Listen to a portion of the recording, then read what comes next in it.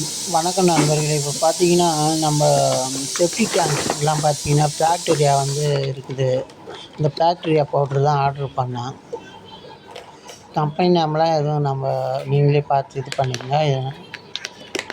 அதனால் இந்த பாக்டீரியாவை யூஸ் பண்ணோம்னா, அவங்க என்ன சொன்னாங்க இந்த கம்பெனி தரப்புலன்னா, ஒரு 5 வருஷத்துக்கு நம்ம ட்ரைனேஜ் வந்து க்ளீன் பண்ண தேவையில்ல, ஸ்மெல் இருக்காது, இது எல்லாம் டைஜஸ்ட் பண்ணிவிடும் அப்படின்னு சொல்லிட்டு அவங்க சொல்லியிருந்தாங்க.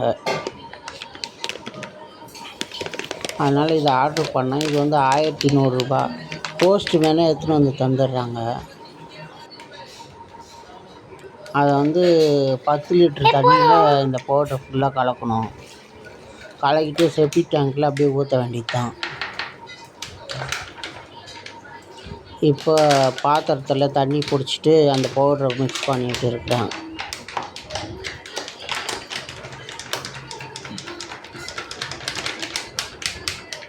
இப்போலாம் பயோசேஃப்டி டேங்க்குன்னு இருக்குது பார்த்தீங்களா, அதுக்கெலாம் இந்த மாதிரி பவுட்ரு தான் அது உள்ளே இருக்குது.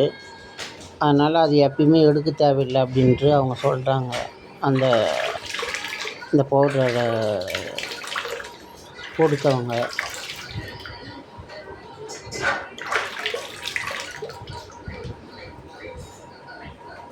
இப்போ கலக்கியாச்சு, எடுத்துன்னு போயிட்டு ரெஸ்ட் ரூமில் ஊற்ற வேண்டியது தான். நம்ம ஆர்பிக்கு மட்டும் யூஸ் பண்ணக்கூடாது. இதுக்கு க்ளீன் பண்ணுற சோப் ஆயில் அது இதுன்னு மட்டும் யூஸ் பண்ணிக்கலாம். ஆர்பிக் யூஸ் பண்ணால் இதில் இருக்கிற பாக்டீரியாக்கெல்லாம் செத்துடும். அப்புறம் வந்து இது அந்தளவுக்கு யூஸ் ஆகிடும். எப்பயுமே ஆர்பிக் யூஸ் பண்ணக்கூடாது. இதை போட்டேன். இப்போது இதுக்கப்புறம் ஆர்பிக் யூஸ் பண்ண மாட்டோம். தேங்க்யூ ஃபார் வாட்சிங். தேங்க்யூ.